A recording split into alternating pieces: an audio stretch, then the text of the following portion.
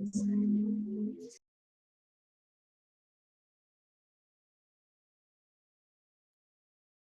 halo, selamat pagi semuanya. Selamat datang di webinar Bisma. Kali ini kita ada webinar spesial mengenai SNBT tahun 2025 dengan judul Rataan Nilai, Paradigma atau Fakta. Nah, buat teman-teman yang sudah hadir, boleh masih tunggu teman-teman yang lainnya ya. Teman-teman bisa mengundang teman-teman kalian yang ada di grup sekolah maupun grup-grup WA lainnya, atau kalau ketemu boleh juga diundang segera ya biar bisa masuk ke webinar kali ini. Jadi kan ini masih awal semester ya, semester 5 atau semester 1 kelas 12, dan masih masih kepo-nya tinggi banget nih buat teman-teman eh, mempersiapkan diri mengenai jalur SNBP. Oke, salam kenal semuanya. Selamat pagi. Assalamualaikum warahmatullahi wabarakatuh. Salam sejahtera buat kita semua. Nama kakak Juniarto Gautama Simanjuntak, atau biasa dipanggil Tama. Izinkan kakak menjadi moderator pada pagi hingga siang hari ini ya, sampai di akhir acara. Oke, boleh dong kita sapa-sapa dulu ya. Teman-teman dari mana aja nih, boleh di kolom chat. Dari Bogor semua ataukah ada dari luar Bogor? Di Bogornya di mana? Boleh. Kalau kakak sekarang lagi di IPB Dramaga. Soalnya tadi pagi itu habis ada acara jalan santai dari IPB, ada acara besar. Teman-teman yang lain boleh dong di kolom chat. Ini dari mana aja nih? Kakak mention ya. Ada Daniel, ada M. Fauzan, ada Erwina, dan lain-lain. Dari Boas ya kebanyakan ya.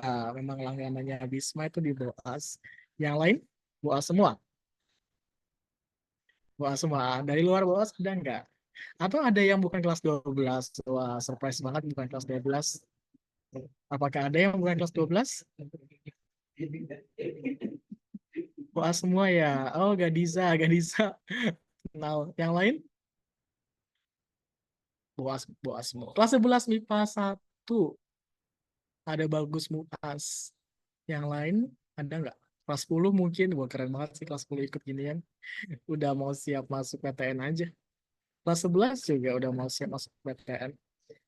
Ada yang lain? Ada yang lain nggak? Sambil menunggu ya, teman-teman bisa panggil, undang teman yang lainnya.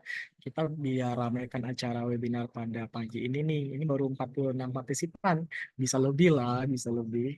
Ada yang dari Cilegon ya, Ibu atau Mbak Erwina ya, SMA Negeri 2, KS Cilegon. Ada dari mana lagi nih? Kebanyakan Boas ya, Bogor semua. Ada yang dari IPA, ada yang dari IPS. Oke, sekarang ganti pertanyaan deh. Teman-teman, harapannya apa nih eh, di webinar kali ini? Jadi webinar kali ini kita akan ada dua sesi. Yang pertama itu adalah sesi talk show dengan alumni Bisma juga yang sudah berhasil masuk ke perguruan tinggi negeri. Satunya dari ITB, satunya dari UPN Veteran. Dan mereka alumni Bisma ya. Dan kita mau dengar cerita, cerita banyak hal lah dari alumni Bisma. Nah, teman-teman di sini pada mau masuk kemana aja nih kalau boleh tahu? Boleh dong di kolom chat, di kolom chat. Kakak eh, punya alumni dari IPB jurusan biologi. Ada yang mau masuk IPB juga nggak? Ada yang masuk IPB dan spesifiknya biologi gitu, ada nggak?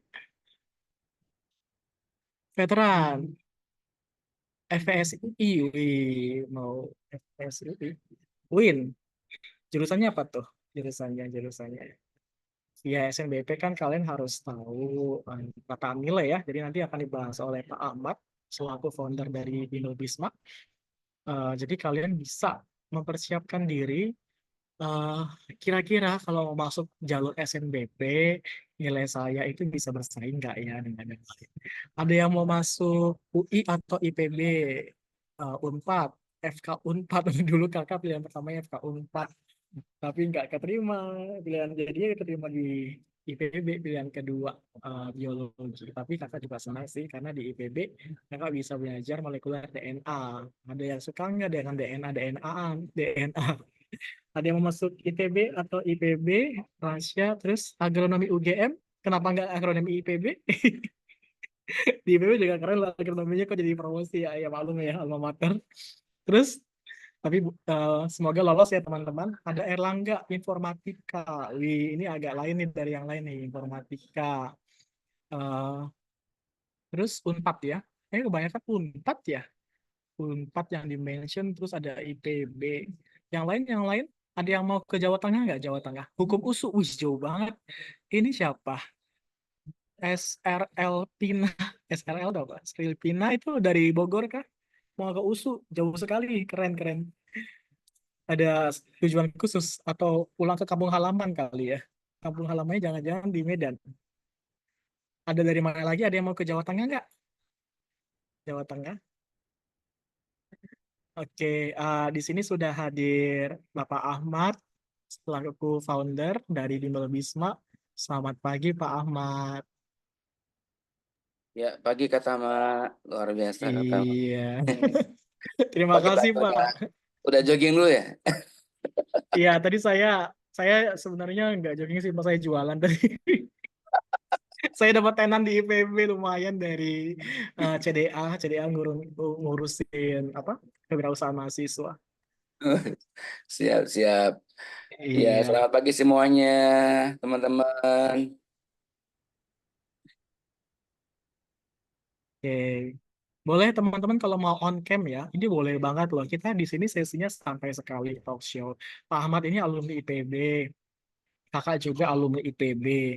Terus nanti ada dua pembicara dari alumni Bisma juga yang sudah masuk teknik biomedis ST EI ITB dan juga Amel namanya yang masuk teknik biomedis itu Kak Ahmad Hidayat dan ada Kak Amel dari Kedokteran UPN Veteran Jakarta. Keduanya alumni Bisma. Jadi kita santai banget nih yang mau sambil ngeteh boleh, sambil minum boleh, makan cemilan, dan on cam juga boleh banget. Jadi kita bisa santai dan juga menikmati webinar ya. Boleh teman-teman kalau mau on cam, silakan silakan. Nanti ada uh, operator nih yang dokumentasi. Siapa tahu kan fotonya bagus. Oke. Eh, Sebelumnya saya mau bertanya apakah sudah hadir ya pembicara atas nama Ahmad dan juga Amel. Assalamualaikum, Kak. Waalaikumsalam. Oh, Amel Kasabila sudah hadir. Assalamualaikum, sudah? Sudah ya keduanya ya, keren-keren. Oke, udah siap ya untuk kasih ilmu kepada adik-adik semua. Baik-baik. Baiklah teman-teman, sebelum kita memulai acara talk show dan juga sesi penjelasan materi, kita akan mendengarkan tilawah terlebih dahulu ya yang akan disampaikan oleh Muhammad Taufik Ikhwanuddin. Silakan kepada Saudara Taufik dipersilakan. Ya, baik, terima kasih kepada Kak Tama ya. Di sini saya izin membacakan Quran surat Al-Mujadalah ayat 10 dan 11. A'udzu billahi minasy syaithanir rajim. Bismillahirrahmanirrahim. إنما نجوى من الشيطان ليحزن الذين آمنوا ليس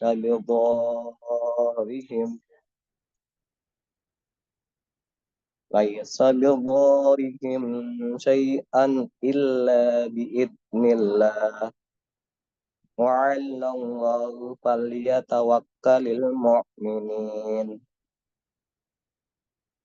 يا أيها الذين آمنوا إذا قيل لكم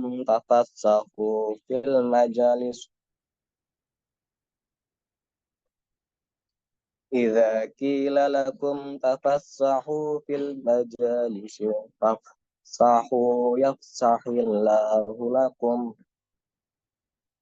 Wa idza qila anfuzu fanfuzu yarfa'illahu alladhina amanu minkum walladzina utul ilma darajat wallahu bima ta'maluna khabir. Shadaqallahul azim. Yang artinya, aku berlindung kepada Allah dari godaan setan-setan yang tertutup dengan menyebut nama Allah yang Maha Pengasih lagi Maha Penyayang. Sesungguhnya pembicaraan itu termasuk perbuatan setan. Agar orang-orang yang beriman itu bersedih hati, sedang pembicaraan itu tidaklah memberi bencana sedikit pun,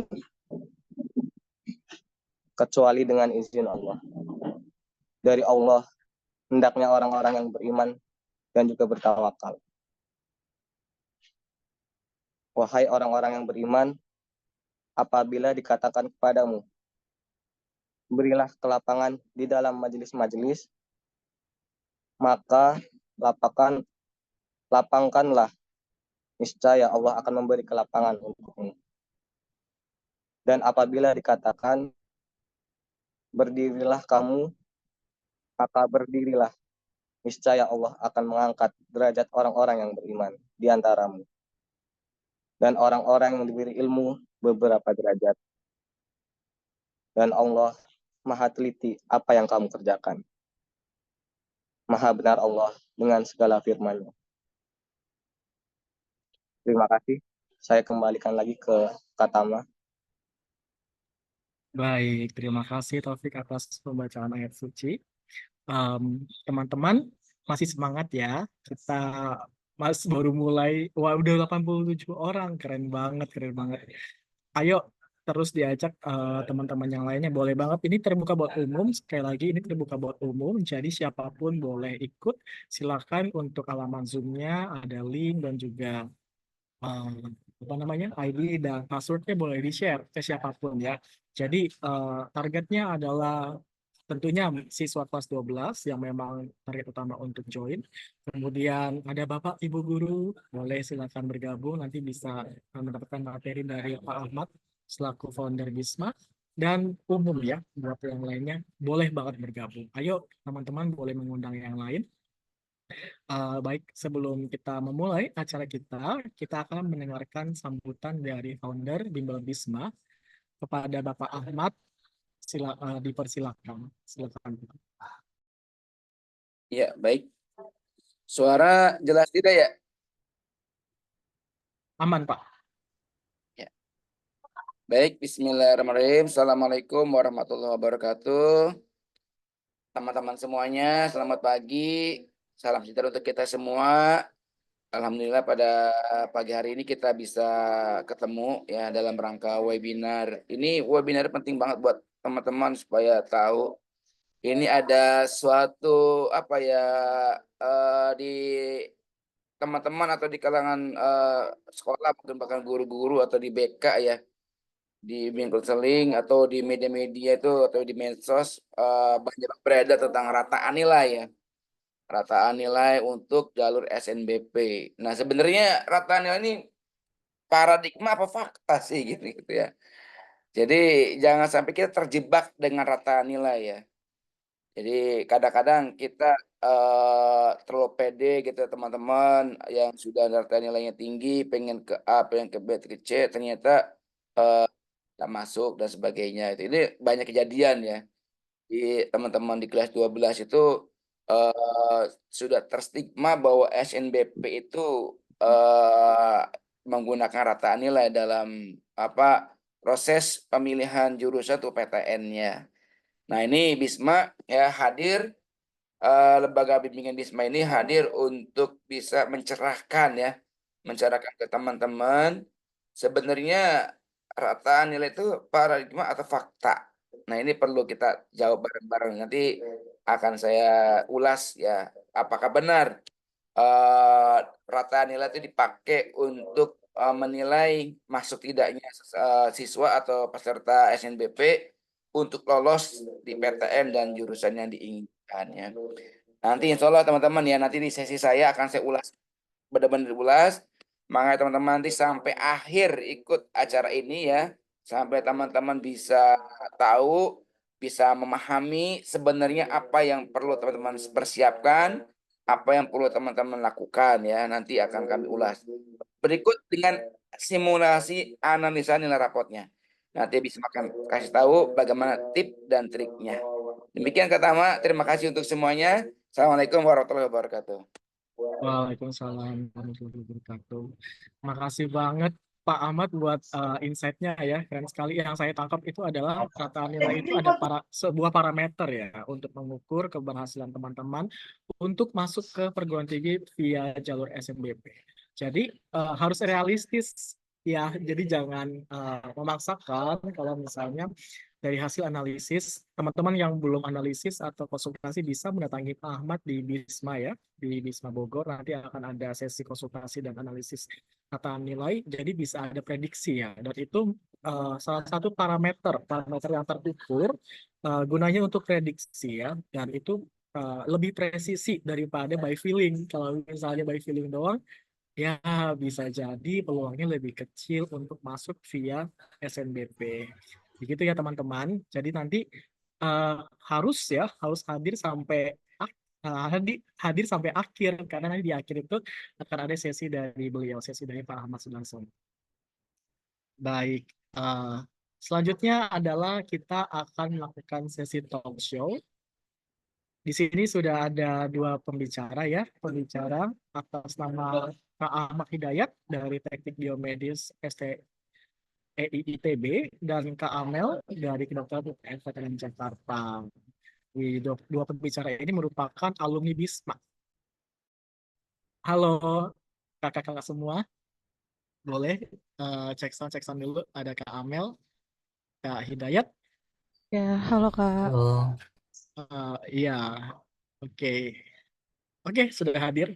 Baik, selanjutnya saya akan membacakan CV kedua pembicara. Silakan operator ditampilkan.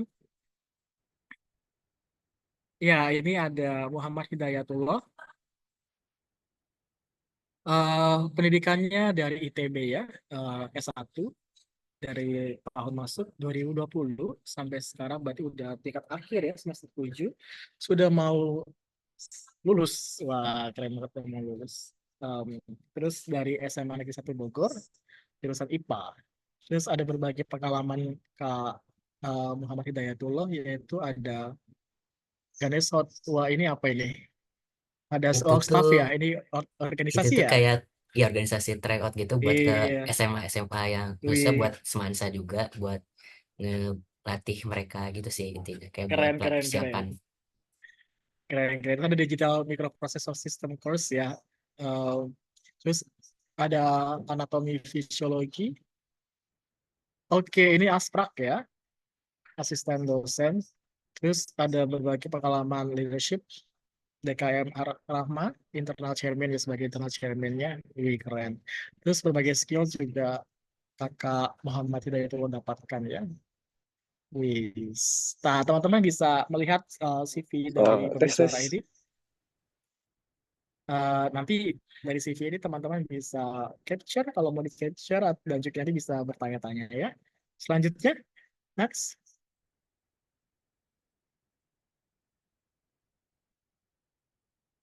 Untuk pembicara kedua kita ada Kak Amel ya. Kak Amel ini mahasiswa kedokteran dari UPN Veteran Jakarta. SMA-nya ada di Taruna Terpadu di Boas juga ya. Wis alumni Boas nih, teman-teman yang lain banyak dari Boas nih di sini.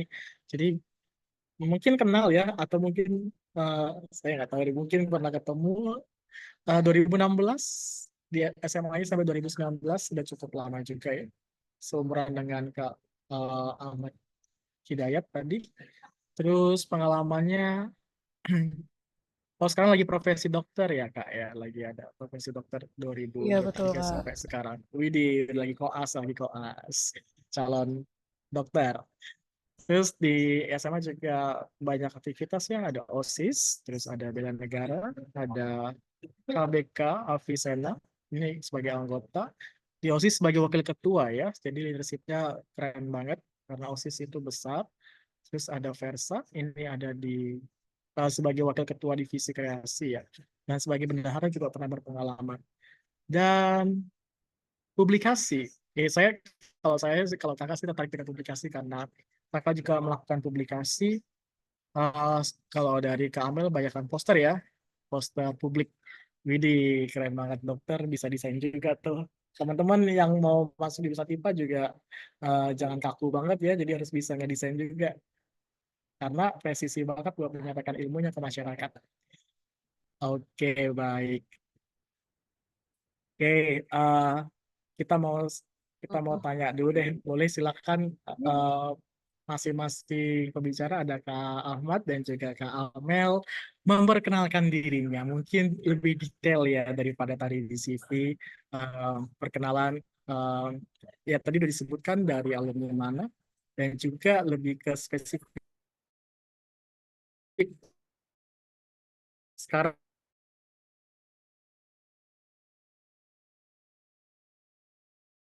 lagi apa sih? Ya sudah disebutkan tadi, boleh diperjelas lagi ya di kampusnya itu letaknya di mana, di Bandung sama di Jakarta itu di mana, deket apa? Siapa tahu adik-adik di sini belum familiar. Boleh silakan itu dulu. Silakan mulai dari siapa ya? Mulai dari sama-sama A ya depannya Ahmad dan Amel. Berarti Kak Ahmad dulu deh. Atau ladies first boleh, ladies first boleh. Kak Amelia silakan. Silakan Kak. Oke, terima kasih Kak. Sebelumnya Assalamualaikum teman-teman semuanya. Selamat pagi. Izin, nama aku Amelia Salsabila, biasanya dipanggil Amel. Untuk sekarang aku usianya berarti 22 tahun. Aku untuk sekarang kuliahnya di UPN Veteran Jakarta, Pondok Labu, di kedokteran ya. Dan untuk saat ini kesibukanku lagi koas, sekarang udah tahun terakhir alhamdulillah, dan sekarang juga lagi koas di Departemen Bedah di RSPAD Gatot Subroto. Eh, dan eh, untuk dulunya juga aku SMA-nya MIPA dari BOAS. Oke. Salam kenal semua. Salam kenal. Itu kampusnya deket apa tuh, Kak? UPN Jakarta itu deket apa patokannya kalau naik KRL itu gimana mungkin? Atau naik apa? Ada nggak patokan khusus teman-teman yang mungkin belum familiar? Karena kan Jakarta masih dilalui KRL ya. Tahu nggak? Atau dekat gedung apa? Eh, Kalau aku Pondok Labunya dia lebih ke deket Cinere Mall ya. Mungkin kalau Cinere pada tahu. Mall. Ya dari Cinere Mall masih lurus, nanti tinggal belok kanan. Lurus deh, nanti mentok langsung di pertigaan tengah-tengah itu UPN. Oke, terima kasih. Baik, selanjutnya ke Kak Ahmad. Silakan, Kak.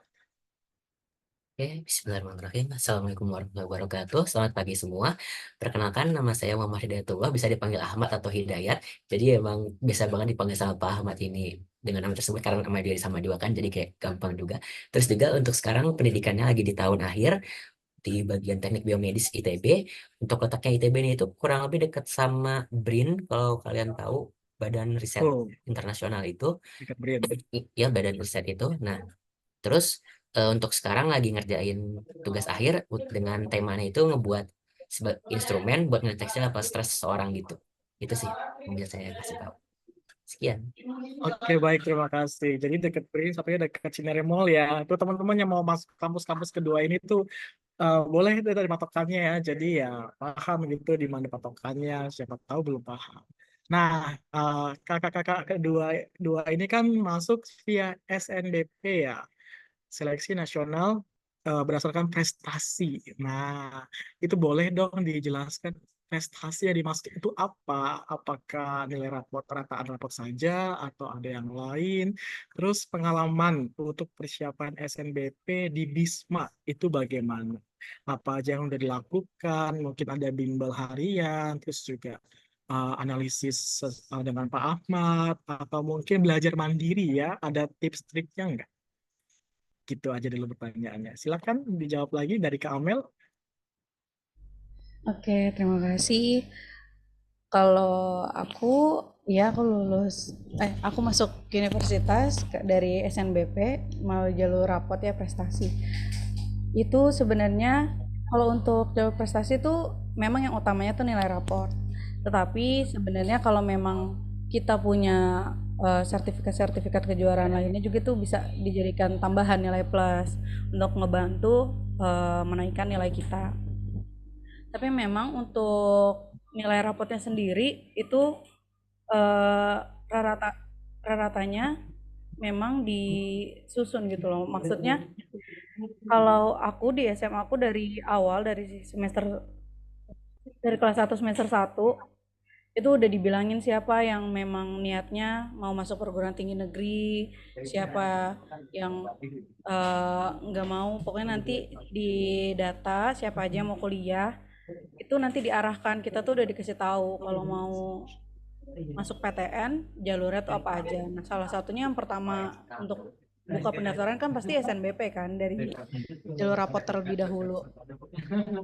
Alhamdulillahnya SMA aku tuh kerjasamanya sama bimbel Pak Ahmad nih dari Bisma.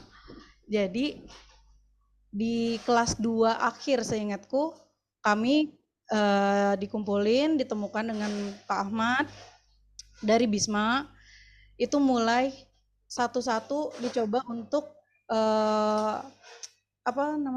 kayak di mapping nilai gitu, nilai kita dari semester sebelumnya kita setor, nanti kita lihat kurangnya di mana dan cocoknya tuh kemana untuk mappingnya, nanti dikasih arahan bagusnya. Nanti juga biasanya sama Pak Ahmad nih aku sukanya dikasih tahu pilihannya, ini kira-kira lebih cocoknya ke sini atau ke prodi ini nih mendingan dicobanya dengan nilai yang segitu. Teman-temanku juga semuanya kayak gitu, jadi ikutin aja alurnya dan memang dari kelas 1 itu udah diprioritasin aja.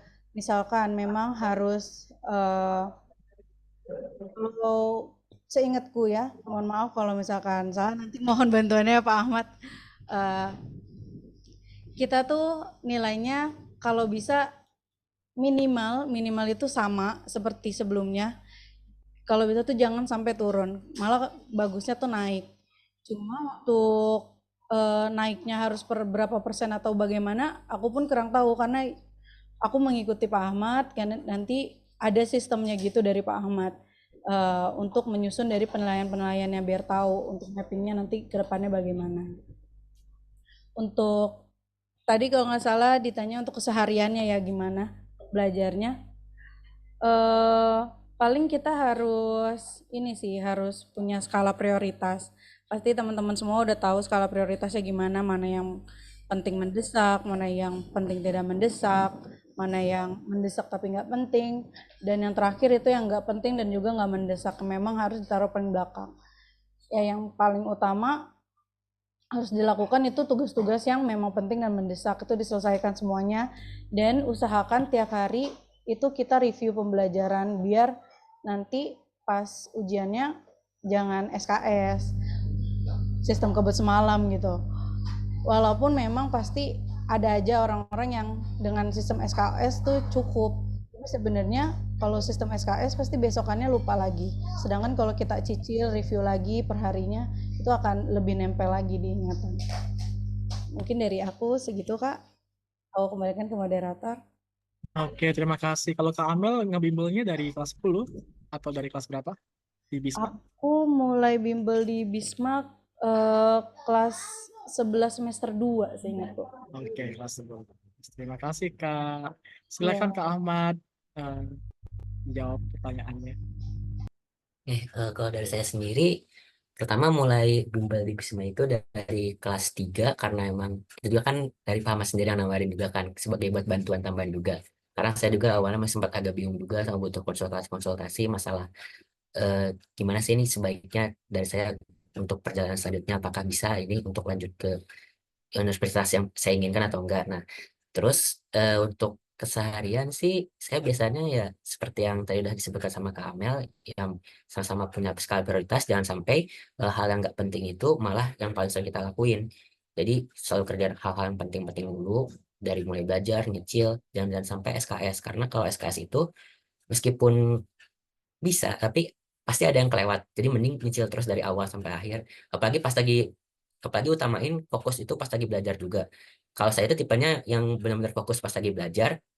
Jadi kalau misalnya lagi jam pelajaran, saya bakal terus nyatet sambil dengerin. Jadi gak bakal itu ada yang lepas tulisannya dari apapun yang disampaikan sama guru. Jadi kayak bakal terus nyatet dan udah itu langsung saya baca ulang dan ya udah langsung ingat gitu. Jadi ke reviewnya langsung hari itu juga, nggak bakal kayak ini. Terus juga kalau sama Pak Ahmad sendiri, biasanya saya nanya-nanya mengenai nilai saya ini gimana gimananya baiknya. Apalagi kan seperti yang tadi disebut sama Kamel juga, kalau misalnya nilai itu pasti selalu berdasarkan dari nilai rapotnya itu kalau bisa naik terus dan pernah ada yang turun, karena kalau ada turun satu aja itu bakal ngerubah semuanya gitu. Jadi dan sampai ada yang turun dari awal sampai akhir. Jadi kayak kalau misalnya kalian masih kelas 10, ya mungkin kalian nggak, jangan berkecil hati kalau naik kalian itu nggak terlalu seberapa gitu menurut kalian, ih ini kurang atau apa, nggak apa-apa, karena kalian masih punya kesempatan buat naikin lagi dari kelas 2 sampai kelas 3 nya gitu. Tapi kalau yang udah tinggi, nah kalian jangan sampai patah semangat, kalian harus semangat lagi, jangan sampai itu nilai malah dari turun karena kalian aduh udah tinggi nih udahlah nyantai aja. Oh jangan kayak gitu, bahaya nanti. Nah, terus juga untuk bagian prestasi, prestasi saya sendiri itu ya emang cukup cukup inilah, saya rasa cukup untuk menolong juga karena sempat ikut Olimpiade Sains Nasional untuk mata kuliah untuk pelajaran astronomi. Jadi eh, pernah juga di SMA ikut itu dan sampai tingkat provinsi. Jadinya saya rasa itu juga termasuk yang ngebantu eh, masalah si ininya, si apa istilahnya sekarang saya lupa, pokoknya yang jalur rapot ini itu benar-benar ngebantu. Jadi jangan sampai kalian yang masih kelas 2 atau kelas 1 ini nyantai-nyantai gak ikut lomba apa-apa. Coba ikut aja semua lomba yang ada biar sertifikat kalian itu nambah, dan nanti ketika kalian udah di kelas 3 kalian udah santai, gak usah ngejar-ngejar lomba lagi. Jadi udah ada pegangan, wah ini andalan andalan saya ini nih, lomba ini tingkatnya udah tingkat tinggi dan terkenal juga. Jadi mungkin saya rasa bisa buat apa, bisa nambah nilai rapot saya gitu. Nah itu kayak gitu, kurang lebihnya kayak gitu sih dari saya. Sekian. Oke, baik. Jawabannya sudah sangat jelas ya teman-temannya. Jadi kata kuncinya skala prioritas dan nilainya tidak boleh ada yang turun kalau mau masuk SNBP. Nah, kakak mau tanya lagi. Kalian di jurusan yang sekarang itu waktu di SNBP pilihan keberapa? Yang keberapa? Terus waktu analisis dengan Bisma, boleh diceritakan nggak itu bagaimana hasil analisisnya gitu? Apakah match dengan jurusan yang kalian pilih sekarang gitu? Sesuai dengan pilihan tadi, pilihan keberapa, dan boleh diceritakan analisis dengan Pak Ahmad. Nah, itu kan mungkin ada fenomena-fenomena ya dari hasil analisisnya. Dan teman-teman di sini juga banyak yang baru. Mungkin ada juga yang belum konsultasi. Biar teman-teman yang lainnya biar ikut konsultasi juga tuh supaya presisi. Silakan boleh dari Kak Amel lagi. Oke, terima kasih Kak. Eh, aku kalau pas awal analisis dengan Bisma itu memang hasilnya di awal aku lebih cocok ke bagian-bagian sains atau bagian bidang kesehatan, dan memang aku maunya untuk bagian-bagian kesehatan gitu. Pilihanku waktu awal analisis tuh yang pertama pasti aku emang mau kedokteran. Kedua, kalau nggak dapet kedokteran, aku mau kesehatan masyarakat. Terakhir baru kebidanan. Untuk semuanya itu memang cocok, cuma waktu itu kendalanya untuk aku itu adalah dari SMA aku belum pernah ada yang lolos ke kedokteran. Karena sebenarnya agak riskan kalau kata Pak Ahmad, belum ada yang pecah telur nih, apakah bisa gitu. Sebenarnya ngerinya seperti itu. Dari Pak Ahmad pun udah menjelaskan sedemikian rupa. Sebenarnya nilaiku cukup bagus. Cuma kendalanya adalah karena belum ada yang pernah pecah telur dari SMA aku, takutnya nggak bisa. Jadi Pak Ahmad tuh sudah menyarankan untuk yang lain, kayak misalkan ambil kesehatan masyarakatnya aja, itu lebih make sense gitu, nggak apa-apa. Atau aku ditawarin juga sama Pak Ahmad kedokteran hewan di IPB waktu itu juga bisa masuk. Cuma akhirnya aku coba musyawarah ke keluarga, orang tua aku tetap mau coba daftar kedokteran aja dimanapun nggak apa-apa. Yang penting memang aku dari awal intinya aku mau kedokteran di universitas apapun nggak apa-apa, yang penting aku kedokteran. Ya udah akhirnya konsultasi lagi ke Pak Ahmad, akhirnya dapet lah, ya udah kita coba di UPN. Orang tuaku kalau nggak salah waktu itu pernah ngobrol juga sama Pak Ahmad kalau memang maunya tuh kedokteran Ya. gitu. Ya. Terus ya udah UPN, memang UPN waktu itu masih B, cuma nggak apa-apa. Dan kita Pak Ahmad nggak apa-apa, coba aja walaupun B, siapa tahu nanti pas lulusnya udah A. Dan alhamdulillah pas aku lulus udah A sekarang. Jadi kita coba bermodalkan bismillah ya Pak, kalau aku daftar bismillah lah, kalau lolos alhamdulillah. Alhamdulillah ya aku lolos bisa masuk ke kedokteran di UPN Veteran Jakarta. Dan untuk nilainya juga sama Pak Ahmad, untuk nilaiku alhamdulillah memang kalau awal-awal aku landai sih, biasa aja, rata gitu ya. Nanti baru naik, dan naiknya juga aku tuh bukan naik yang langsung tinggi banget jaraknya jauh, enggak. Aku naiknya sedikit. Tapi kata Pak Ahmad nggak apa-apa, mendingan seperti itu dibandingkan ada yang turun nilainya. Itu sih Kak kalau dari aku.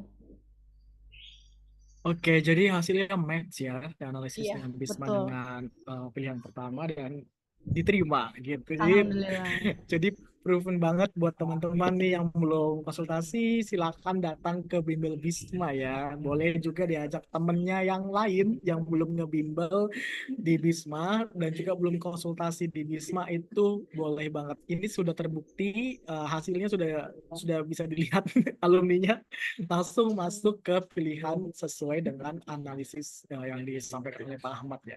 Jadi tidak diragukan lagi, dan itu memang salah satu kekuatan dari Bimbel Bisma ya, punya analisis untuk prediksi yang presis untuk SNBP. Begitu. Silakan untuk ke Ahmad Hidayat, monggo dijawab. Kalau untuk analisis sendiri sih dari pertama awal pilihannya emang saya mau ITB, cuman kalau untuk pilihan keduanya agak banting setir ke kedokteran, yang penting kedokteran aja. Sempat kepikiran. Nah, tapi untuk yang ke ITB ini ya dari nilainya emang untuk bagian keperluan itunya emang cukup cukup sih, nggak nyampe yang sampai wah banget, tapi dirasa cukup gitu menurut Pak Ahmad juga. Cuman setelah running lagi sama keluarga sama ini, tetap hati saya masih kukuh pengen ke ITB gitu. Kalau terus dan alhamdulillahnya juga dapatnya sesuai dengan keinginan juga gitu, masuknya ke ITB dapatnya.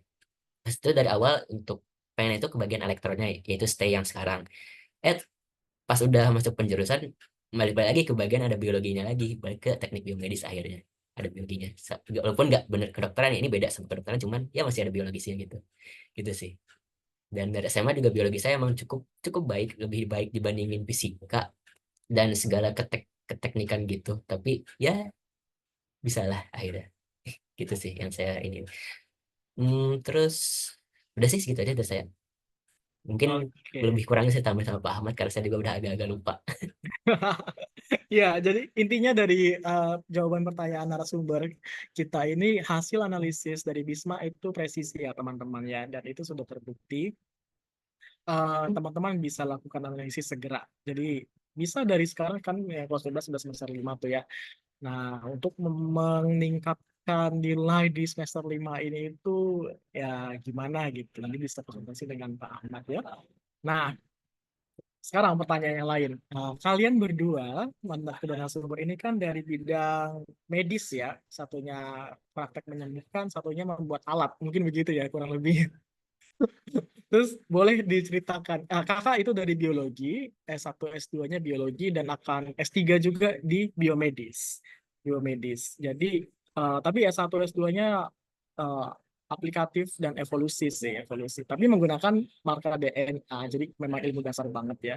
Marker DNA, itu yang membuat saya bisa diterima untuk biomedis karena menggunakan molekuler. Jadi nanti molekuler untuk biomedis gitu rencananya. Nah, boleh Dan kakak juga mungkin akan ke arah situ ya. Kalau kakak ilmu ilmu dasarnya nih, ilmu yang di akar-akar untuk mengembangkan iptek buat Amelia dan Ahmad, boleh di-share ke adik-adik nih di jurusan itu belajarnya apa sih gitu. Dan kesukaan kalian belajar apa, suka dukanya, kurang lebih begitu. Dan apa yang membedakan jurusan kalian dengan jurusan medis lainnya? Begitu kurang lebih pertanyaannya. Silakan dari Kak Amel. Oke, terima kasih Kak. Kalau untuk aku di kedokteran itu belajar sebenarnya biologi gitu sebenarnya, cuma lebih dalamnya. Anatomi, histologi, patologi anatomi, fisiologi, dan lain-lain, masih banyak lagi. Tapi sebenarnya aku kira kan dulu masuk kedokteran nih nggak ada hitung-hitungan, tapi ternyata enggak. Ternyata kita harus bikin resep dengan hitung-hitungan juga. Tapi hitung-hitungannya untungnya nggak yang terlalu rumit gimana gitu kan. Untuk ilmu fisika kimia pun kita masih ikut. Biokimia kan kita juga ada. Dan ternyata di kedokteran itu kita bukan cuma belajar terkait medisnya aja, tapi kita juga belajar terkait hubungan antara agama dengan dunia medis, dan juga hubungan antara hukum di dunia ini dengan hukum medis itu bagaimana. Serta Pancasila pun kayak PPKN-nya gitu kita juga masih belajar di kedokteran. Dan ada tambahannya paling bahasa ya. Untuk bahasa kita juga diwajibkan untuk mengerti bahasa Inggris, karena mungkin kan kayak jurnal yang dibuat atau jurnal yang sering kita baca sebagai bahan bacaan itu kebanyakan Inggris. Jadi memang kalau di aku itu wajib kita tes TOEFL setiap semester, dan sebelum lulus juga ada syarat kelulusannya untuk tes TOEFL dengan skor tertentu baru bisa lulus. Kalau untuk strugglingnya paling struggling di awal ya. Di awal mungkin kaget dari SMA transisi ke universitas kedokteran, itu beda banget karena mereka belajarnya dalam banget gitu kan. Sedangkan aku kan waktu itu SMA ya udah SMA IPA secara umum. Tapi temanku ada yang memang dia SMA-nya khusus kayak lebih mendalami tentang lab gitu-gitu. Sedangkan aku enggak. Jadi pas awal masuk kita di lab histologi, patologi anatomi, dan patologi klinik, itu pun aku kaget. Langsung post test dan lain-lain. Sempet stres gitu kayak, aduh gimana nih cara menyesuaikan pembelajarannya. Tapi untungnya di aku tuh kita ada yang namanya keluarga NRP. Jadi nih mahasiswa yang ujungnya sama, kayak aku nomor 18, jadi semua senior-seniorku yang nomor 18 itu keluargaku. Itu kita punya grup, akhirnya sharing-sharing, mereka pun ngasih tahu gimana cara belajarnya yang enak, penyesuaiannya gimana, bahkan suka kasih catatan lama mereka untuk aku belajar biar lebih mudah. Mungkin dari situ baru aku bisa mengikuti pelan-pelan dan menemukan cara belajar baru, karena memang yang kita pelajari dalam satu hari itu banyak, jadi benar-benar harus bagi waktunya tuh sedikit-sedikit, yang penting aku belajar gitu. Gak apa-apa walaupun yang aku pelajarin misalkan satu materi itu 1 jam, ya udah per 1 jam, yang penting semuanya aku pelajari untuk hari itu. Dan untuk pembeda antara jurusanku dengan jurusan lain, mungkin aku lebih klinisi ya. Aku sebagai klinisi, dan memang kita patokannya bukan kan kalau misalkan Kak Ahmad Hidayat dia misalkan membuat alat untuk medis. Nah, untuk alat-alat itu adalah sebagai penunjang. Sedangkan untuk klinisi awalnya itu kita harus yang ada yang namanya anamnesis atau wawancara. Kalau mungkin kalian berobat ke dokter ditanya-tanya itu anamnesisnya. Kita tuh harus anamnesis secara detail, karena dari anamnesis aja sudah menunjang 80% untuk diagnosis. Setelah itu baru kita pemeriksaan fisik. Pemeriksaan fisik pun kita hanya mengandalkan panca indera kita dari penglihatan, penciuman, dan juga peraba dari tangan kita untuk menentukan diagnosisnya. Baru kita menggunakan penunjang alat-alat dari lab, X-ray maupun lainnya buat memperinci sebenarnya diagnosis kita tuh benar gak pendukungnya dari alat tersebut. Mungkin bedanya itu sih dengan yang lainnya, karena lebih sistematis dan klinisinya diutamakan dari anamnesis tersebut. Karena 80% diagnosis dari anamnesis. Wow, keren sekali, keren sekali. Wah, ini kayak gini harus ini nih Pak harus dilingkan lagi dengan Bisma. Alumninya keren-keren soalnya Pak. Jadi biar nggak boleh tersebar kemana-mana seluruh Indonesia maupun seluruh dunia, tapi harus terhubung lagi dengan Bisma nih. Nah, saya dan Pak Ahmad kemarin udah bicara sih, ada mungkin kedepannya kita akan ada kegiatan bersama untuk menghubungkan dengan alumni ya, karena alumninya juga keren-keren dan Bisma itu sebuah instansi pendidikan ya, walaupun bukan yang formal, tapi sebuah instansi pendidikan dan sumber daya manusianya juga bagus-bagus gitu. Jadi alangkah baiknya jika alumni itu terhubung dengan Bisma. Kakak juga founder dari sejenis bimbel juga, tapi kita bergerak di Tridharma Perguruan Tinggi, ada pengajaran, publikasi, dan pengabdian ke masyarakat. Keren banget kalau bisa bekerja sama dengan banyak pihak, terutama dengan alumni. Alumni kan nggak asing ya. Kalau pihak baru kan harus kenalan dulu, gitu. Kalau alumni kan nggak asing. Itu keren banget. Oke, silakan Kak Ahmad Hidayat. Kalau untuk ininya sama struggle itu ya sebenarnya sih untuk belajarnya kayak gak beda jauh. Untuk awal-awal gak beda jauh karena di sini tuh ada TPB dulu, kayak bisa dibilang itu kayak masa-masanya kita belajar kembali apa yang ada di SMA, cuman sedikit lebih dalam, mau dari fisika, matematika, biologi, kimia, semuanya dipelajari ulang, termasuk pelajaran bahasa juga, dan juga tata tulis karya ilmiah gitu.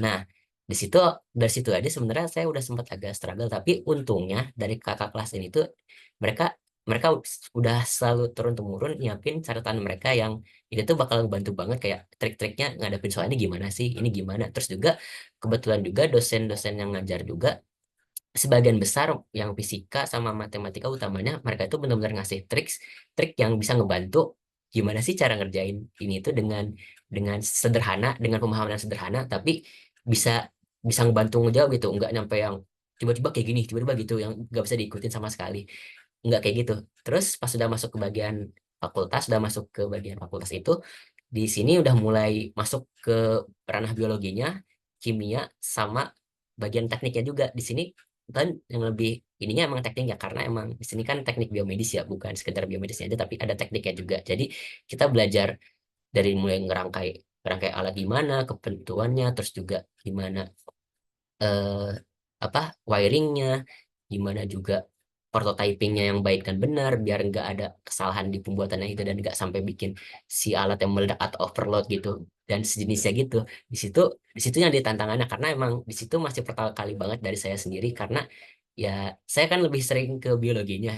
Jadi ketika di sini tuh ini tuh benar-benar rasa hal yang baru dan kayak oh ternyata harus kayak gini tuh, oh kayak gini ternyata salah ya, waduh, ya gitu-gitu deh. Jadi kayak dapat insight baru, tapi ya karena ada bantuan dari kakak kelas juga di kayak cukup terbantu dan perlahan-perlahan bisa mengikutin.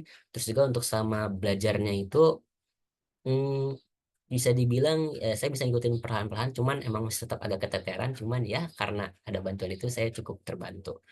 Terus kalau untuk pembeda antara teknik biomedis dengan yang medis lainnya, untuk biologi yang lainnya, seperti yang saya bilang di awal, di sini tuh lebih banyak ke bagian tekniknya. Jadi kayak unsur-unsur utama itu dari bagian pelajaran teknik dan elektro-elektronnya gitu, kayak kayak gimana ngebuat alatnya, gimana penghubungannya, wiringnya, dan sejenisnya gitu untuk bikin si alat ini bisa bekerja dan fungsional. Terus juga di sini juga diajarin kayak etika yang digunain kalau misal kalian mau membuat alat, dan si alat ini itu kan nanti bakal dites ke masyarakat gitu. Nah, ini harus ada etikanya dong, kan nggak mungkin kan bisa tiba-tiba minta sampel data tanpa ada ininya. Kita harus memperhatikan bagian etikanya, kayak data yang kita ambil apa aja dengan izin tertentu, dan juga tentunya si pengambilan data itu nggak membahayakan si si respondennya gitu sih kurang lebihnya.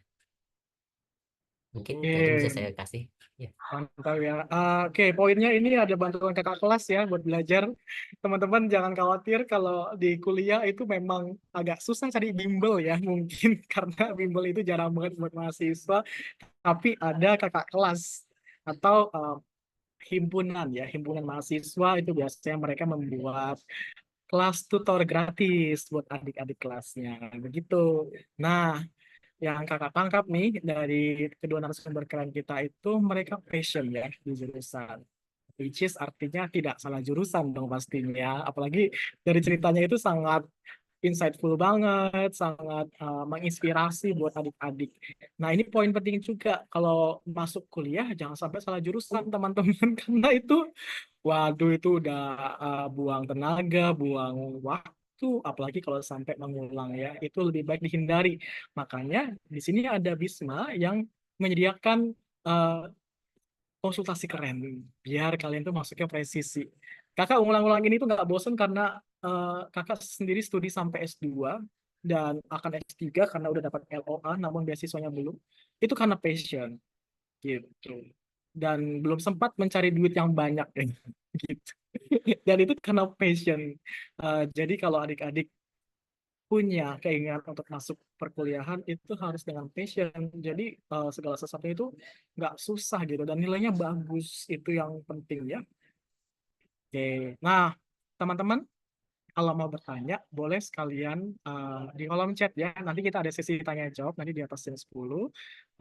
Bisa di-listkan dulu pertanyaannya di kolom chat. Jadi biar nggak lupa. Tadi kan ada banyak banget ya informasi-informasi bagus. Kalau teman-teman nggak mencatat itu lupa pertanyaannya. Boleh dicatat langsung di kolom chat nanti kita akan bahas.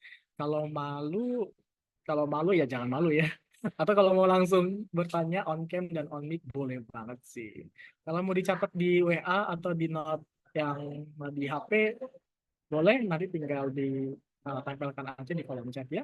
Silakan menuliskan pertanyaannya di kolom chat.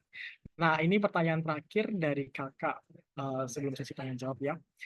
Tadi kan alurnya kalian memang passion banget dan sesuai banget dengan hasil analisis BISMA, terus menikmati sekali perkuliahan ya. Jadi dengan hati melakukannya itu, tidak dengan paksaan orang tua apalagi. Tidak dengan paksaan orang tua, tidak dengan paksaan pergaulan, pergaulan FOMO-FOMO gitu kan, enggak dengan FOMO. Jadi pertanyaannya adalah, kalian punya mimpi apa setelah kuliah? Gitu. Setelah lulus S1, kalau yang Amel kan akan dapat gelar dokter ya habis kelas. Kalau Ahmad Hidayat akan langsung berarti ya tidak ada koas ya, langsung mungkin akan lanjut sekolah lagi atau mungkin keduanya mungkin gitu ya, atau Amel akan ambil spesialis di bidang apa atau punya mimpi khusus untuk masyarakat. Wah, itu keren sekali sih. Nah, ini yang kakak bangun di foundation kakak. Soalnya kakak bukan mahasiswa IPB itu dari S1 sampai S3 dan juga alumni karena kami tergabung di himpunan alumni IPB yang keren gila itu. Jadi kami ketemu dengan banyak dekan dan orang-orang profesional birokrat gitu. Jadi kalau kakak sendiri, kakak jadi sharing ya. Kakak punya mimpi khusus untuk pengembangan Tridharma dan kakak berhasil membuat mahasiswa S1 semester 2 publikasi ilmiah bersama. Semester 2 udah punya artikel ilmiah di jurnal Sinta 4 ya, walaupun Sinta 4 dan berbahasa Inggris karena kakak wajibkan bahasa Inggris karena lebih berguna untuk dibaca banyak orang. Itu apa ya, cita-cita dan passion kakak yang sudah tersampaikan. Nah, mungkin ada banyak lagi yang akan ditargetkan. Nanti bisa kerjasama juga dengan Bimbel Bisma yang keren banget analisisnya, Pak Ahmad luar biasa, dan juga tim. Silakan untuk kedua narasumber dijawab ya. Ada punya cita-cita atau mimpi apa setelah lulus? Silakan. Oke, mungkin izin aku duluan ya. Terima kasih Kak untuk pertanyaannya. Aku untuk kedepannya, untuk sekarang sih aku mau nyelesain koasku dulu ya, karena kan bentar lagi. Insya Allah Desember aku udah selesai. Aku juga udah mulai untuk les-les lagi untuk UKM PPD karena nanti sebelum mendapatkan gelar dokter kita ada ujian lagi, ujian nasional dan juga kayak ujian negara gitu. UKM PPD baru bisa mendapatkan gelar dokter. Nah setelah itu aku niatnya insya Allah mau ngambil S2, sambil ngambil S2 sambil aku jalanin internship atau pengabdian. Dan pengabdian aku nanti selama 1 tahun. Jadi sambil menjalani ishipnya sambil S2, nanti kalau setelah itu aku mau kerja dulu insya Allah sambil ngumpulin uang karena aku juga mau spesialis dan niatnya pengennya spesialis dengan biaya sendiri, nggak dari orang tua lagi. Kalau untuk nanti mau spesialis apa, untuk saat ini aku kepikirannya untuk jadi spesialis mata atau spesialis kulit dan juga kelamin. Mungkin itu kalau dari aku. Oke, jadi udah ada perencanaan ke depannya ya. Nah ini keren nih, ini salah satu mahasiswa yang passion dengan passion. Silakan Kak Ahmad. Kalau dari aku sendiri sebenarnya belum jauh yang kayak di ini sama Kak Amel. Cuman dari aku sendiri tuh udah kepikiran kayak aku tuh pengen bisa bikin instrumen medis yang bisa digunain buat membantu dokter-dokter biar mereka itu untuk ngelakuin pengecekan dan itu nggak terlalu sulit, nggak sampai harus kan biasanya kan untuk sekarang kan dokter masih lebih sering nanya lebih secara verbal aja.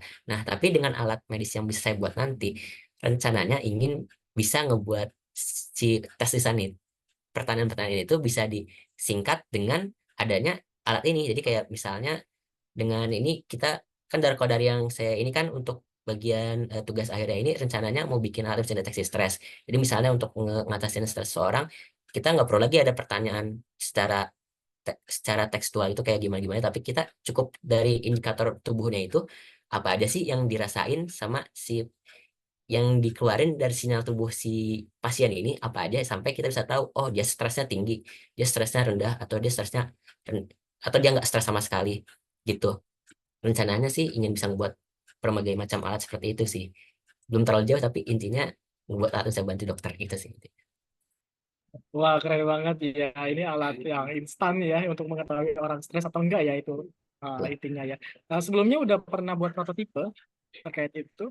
Untuk prototip yang ini belum pernah. Tapi Belum untuk ya. bikin alat sih udah pernah. Cuman kayak yang tadi yang saya jelasin baru Ide. ya ide aja. Iya. Itu kan mirip kayak yang itu ya. Ginosnya UGM yang buat COVID. Jadi ada parameter dari udara yang dihembuskan. Tuh. Terus dia terdeteksi dan lain-lain. Kalau dari bidang biologi itu udah dikembangkan sih untuk analisis spesies dengan digitasi landmark. Jadi kan landmark itu kan kayak pertemuan titik-titik tubuh, misalnya kayak ini itu pertemuan apa, titik-titik tubuh. Jadi itu untuk digitasi ini spesies apa. Bahkan ada juga dekan FMIPA waktu tesis S2-nya menentukan menentukan digitasi bentuk pantat monyet ini pantat yang disukai pejantan atau tidak. Itu sudah dilakukan sih kalau dibilang biologi dengan digitasi lambang, tapi tidak dengan ke arah medis ya begitu. Itu udah dilakukan dan itu keren sih menurut saya. Saya juga kebetulan adik saya bagian hardware gitu, adik kandung saya, tapi dia kebanyakan ke arah kenegaraan, tidak tidak mau diajak ke arah biologi. Agak mengecewakan buat saya. Jadi kalau misalnya diajak sama itu susah banget gitu, susah banget begitu. Ini sharing aja ya kawan-kawan. Oke, lanjut ke Q&A sudah banyak ya. Nah, ini kan enak nih jadi moderator, nggak ada sesi bengong. Nah, teman-teman ada nggak yang mau on mic atau on cam? Silakan dikasih kesempatan sebelum dibacakan. Ayo, ayo. Kapan lagi lo ketemu alumni? Ini udah 124. Wih, banyak banget. Tadi 130-an sih pada keluar. Kenapa tuh? Ada yang mau on cam nggak? On cam, on mic tadi ada beberapa ya yang selfie-selfie. Pertama Ada ini yang mau. ada banyak juga dari luar daerah ini. Oh, ada siapa, Pak? Dari Cilegon, ada dari Oh beberapa. iya, iya selamat datang Bapak Ibu dan teman-teman semua yang dari luar Bogor. Silakan bergabung. Sekarang kita ada sesi Q&A. Oke, kalau nggak ada kakak bacakan ya. Ini ada dari operator. Oh, operator bertanya. Siapa ini operatornya? Operator bertanya. Kamu tanya. Dulu kakak memilih kampus dan prodinya berdasarkan apa, Kak? Apakah berdasarkan nilai yang kakak punya atau karena kemauan sendiri jurusan itu? Atau itu cuma kemauan orang tua? Gimana komunikasi ke orang tua gitu ya? Ini by passion ya kalau nggak salah tadi kan udah dijawab dengan pilihan sendiri kan? Iya, itu kelihatan banget dari cara mereka berbicara kawan-kawan. Ini jadi di skip aja bisa ya. Next. Jadi jawabannya adalah by passion ya, dengan senang hati memilih jurusan, tidak ada paksaan dari siapapun. Halo, dari Anissa Nur Syifa, halo, aku mau bertanya, kalau misalnya nggak ada prestasi sama sekali, Widih, itu masih bisa memungkinkan nggak masuk via SNBP? Silakan dari siapa dulu? Kak Ahmad dulu kali ya gantian. Kak Ahmad silakan. Oke, terima kasih untuk pertanyaannya. Kalau dari saya sendiri sih masih memungkinkan selama emang ini indikator dari nilai rapot kalian itu masih ada kenaikan gitu, nggak sampai ada menurun sama sekali. Itu masih mungkin banget selama kalian ada kenaikan terus. Jangan putus asa untuk ikut SNBP ini karena nilai karena memang prestasi emang cukup membantu, tapi bukan berarti kalian nggak mungkin dapat kalau misalnya belum sampai dapat sama sekali. Tapi kalau misalnya belum dapat sampai sekarang kan, mumpung sekarang masih semester 1 nih, kalian masih bisa mungkin kan nyari lomba juga mungkin gitu untuk nambah, untuk bisa ngebantu nilai rapat kalian gitu. Karena ya prestasi cukup besar pengaruhnya, tapi jangan putus asa kalau misalnya gak ada sama sekali sampai semester 2 nanti. Intinya terus semangat aja. Oke? Oke. Next dari Kak Amel. Oke, aku izin nambahin.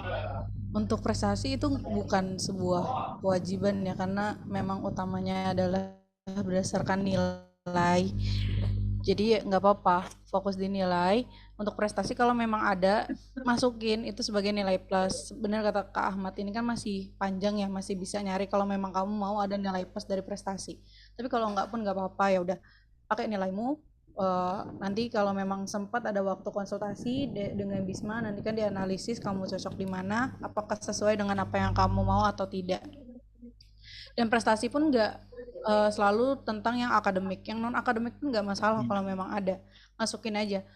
Jujur waktu aku daftar aku nggak ada sertifikat yang akademik ya. Sebenarnya ada, tapi waktu itu sertifikatnya hilang, jadi aku nggak masukin. Aku masukinnya yang non akademik, dan itu pun cuma 2. Dan itu nggak apa-apa, nggak masalah. Sebenarnya itu tuh cuma nilai plus aja. Teman-temanku juga ada kok yang lulus SNBP kedokteran juga, dia nggak masukin sertifikat prestasi apapun, hanya berdasarkan nilai. Itu pun ada. Itu nggak masalah. Jadi jangan berkecil hati, fokus aja dengan apa yang kamu kejar dulu sekarang. Oke, oke, mantap, mantap. Makasih Nah, Kak. ya sama-sama. Kenapa jadi gue yang jawab? Diwakilkan, sorry. Nah, lanjut. Tadi sebenarnya ada pertanyaan menarik yang di skip. Ini mungkin tips ya. Gimana kalau menyampaikan ke orang tua jurusan yang kita mau? Tapi orang tua itu strict banget, maunya jurusan yang dia mau gitu. Itu gimana cara komunikasinya? Mungkin ini akan lebih cocok dengan Pak Ahmad ya, mungkin ya, karena kedua narasumber ini itu by passion, dan orang tuanya juga mendukung. Bahkan tadi dari Pak Amel, walaupun analisis dari Pak Ahmad agak miring-miring tipis gitu kan, tapi orang tua mendukung banget passionnya. Jadi harus datang ke Bisma, guys. Ini sekalian promosi. Tapi bener banget harus dipromosikan karena keren banget. Jarang banget ada bimbel yang begini ya, dan terbukti. Jadi nggak salah banget kalau diceritakan terus-terusan ya. Nah, apalagi nih? Gimana kalau masih bingung pilih jurusan? Itu yang pertama. Terus ada strategi khusus nggak agar jurusan kita memang sesuai dengan passion yang kita inginkan? Gitu. Jadi yang pertama tadi gimana kalau masih bingung? Yang kedua, ada strategi khusus nggak supaya sesuai dengan passion? Ya kan ini mungkin pengalaman pribadi ya. Dan juga pastinya bisa konsultasi dengan Bisma juga sih jawabannya. Silakan kedua narasumber, mulai dari Kak Ahmad. Kita pertama makasih untuk pertanyaannya. Nah, untuk bagian strateginya atau plannya itu biar jurusan kita sesuai. eh, Pertama-tama ya dari SMA itu kalian udah bisa mulai cari-cari jurusan-jurusan yang menurut kalian sesuai sama minat kalian. Misalnya nih dari nilai-nilai kalian di rapot, kalian bagusnya di apa? Misalnya kalian sejauh ini bagusnya di bagian mata mata yang hitung-hitungan, misal matematika, ya berarti untuk jurusannya bisa berkaitan sama matematika atau yang masih ada hubungannya dengan hitung-hitungan matematika itu. Contohnya, kalau misalnya saya matematika ya masih naik juga meskipun nggak sebagus fisika, tapi fisika juga naik, dan jadi yang ada hitung-hitungan dan ini ya teknik masih ada hubungannya gitu. Terus ada biologinya akhirnya dipilih bagian-bagian jurusannya itu. Awalnya saya juga bingung gitu, kayak kayak awal saya pengen ITB tapi masih pikirannya teknik dan bagian programming aja saya awalnya pengennya, tapi seiring waktu udah makin mendalami ini lagi, nah saya pikiran untuk masuk ke bagian teknik biomedisnya ini, karena awalnya sendiri itu saya emang masih belum paham juga kayak kayak apa ya, kayak apa sih yang di ini di masing-masing jurusannya ini tuh. Tapi setelah saya dalamin, wah programming saya bisa, saya suka, tapi kayaknya nggak terlalu ini deh. Jadi masuknya ke teknik biomedis karena di ITB juga emang tadi yang saya bilang ada masa masa tahap awal yang ininya dulu buat bagian pengenalan jurusan-jurusannya. Untuk bagian saya, kalau sekarang sih bisa langsung milih jurusan. Tapi kalau untuk saya dulu, jadi saya masih bisa dikasih pilihan di fakultasnya itu mau ngambil apa jurusannya gitu. Jadi intinya dari sekarang tuh kalian coba pahamin dari nilai-nilai kalian di rapat tuh apa sih yang kalian itu yang jadi passion kalian, yang kalian suka. Setiap kalian belajar itu, wah aku suka nih belajar ini menarik banget, ini kayaknya bisa deh untuk jadi ini, bisa jadi apa, peluang bisnis di masa depan gitu misalnya. Itu sih yang saya rasa. Baik, silakan dari Kak Amel. Terima kasih pertanyaan. Jadi dari ini ya, punten, dari nilai-nilai aja ya, itu kan terpola ya. Kalau nilai kalian Betul. bagus kan artinya prosesnya juga bagus, hasilnya juga bagus. Itu talentanya di situ. Silakan dari Kak Amel. Ya, aku izin nambahin. Sebelum terima kasih atas pertanyaannya ya. Aku setuju banget apa kata Kak Ahmad, itu berdasarkan kamu, kalau kamu bingung passionmu apa, kamu bisa lihat dari nilai-nilaimu mana yang bagus, mana yang enggak. Mungkin bisa dijadikan acuan nilai-nilai yang kamu yang bagus, berarti kamu memang sudah berusaha di bidang tersebut dan memang cocok untuk belajar ilmu tersebut. Kayak misalkan nilai PPKN-mu bagus, bisa aja kamu cocok buat ambil hukum, atau nilai biologimu bagus, berarti kamu bisa tuh masuk ke salah satunya dunia medis, kedokteran hewan dan lain-lain, kan itu utamanya biologi. Kalau hitung-hitungan juga bisa, masih banyak lagi. Atau untuk hal lainnya adalah kamu ada cita-cita pekerjaan apa, kamu mau bekerja sebagai apa. Nah, cari tahulah dengan kamu mau bekerja sebagai profesi tersebut. Kayak misalkan aku mau jadi dokter, aku memang dari kecil mau jadi dokter, jadi aku udah tahu, oh nanti aku kuliah harus ngambil apa dan apa yang harus aku perdalam, kayak gitu. Kalau memang bingung dari nilai gimana, berdasarkan cita-cita. Tapi kalau masih nggak tahu juga, mungkin dari sekarang kamu bisa pikirkan lagi apa yang membuat kamu senang untuk kamu jalani dan berguna. Jangan cuma senang tapi nggak berguna, tapi yang senang dan berguna itu bisa kamu ambil sebagai contoh ke depannya. Kamu bisa nggak mengembangkan hal tersebut jadi hal yang lebih baik untuk diri kamu sendiri. Mungkin menurut aku kayak gitu. Oke, terima kasih Kak atas jawabannya. Nah, ini ada pertanyaan khusus buat Kak Amel ya. Izin bertanya, nilai rata-rata untuk masuk fakultas kedokteran itu minimal berapa ya Kak? Dan nilai apa saja yang harus dinaikkan? Silakan langsung jawab Kak Amel.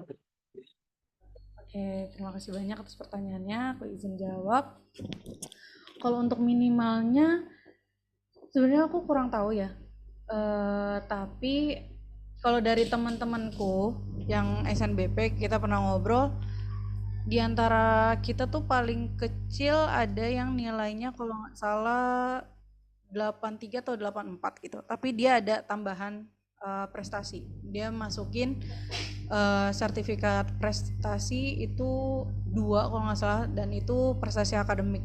Nah, aku nggak tahu tuh kalau misalkan dengan ditambahin prestasi akademik tuh dapat nilai plusnya berapa, karena aku juga nggak tahu ya, nggak ngerti.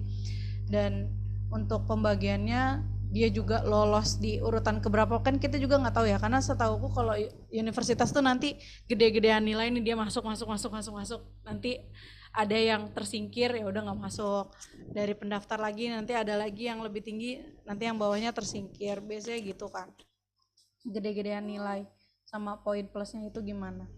Dan nilai apa aja yang harus dinaikkan itu sesuai sih semuanya. Oke, jadi semuanya harus naik ya teman-teman, jangan turun semua Iya. muanya. Yang ini sih paling Yang mana? aku udah lupa Pak Ahmad, yang kalau nggak salah 5 mata pelajaran ya, Oke. yang IPA atau yang biologi, terus Sekarang fisika, ya bahasa, ya gitu. ada Oke, perubahan baik. sekarang dengan Oh, sistem ada sekarang. perubahan sekarang. Tuh, ada Oh, perubahan oke. Ya, sekarang, beda sama zamanku.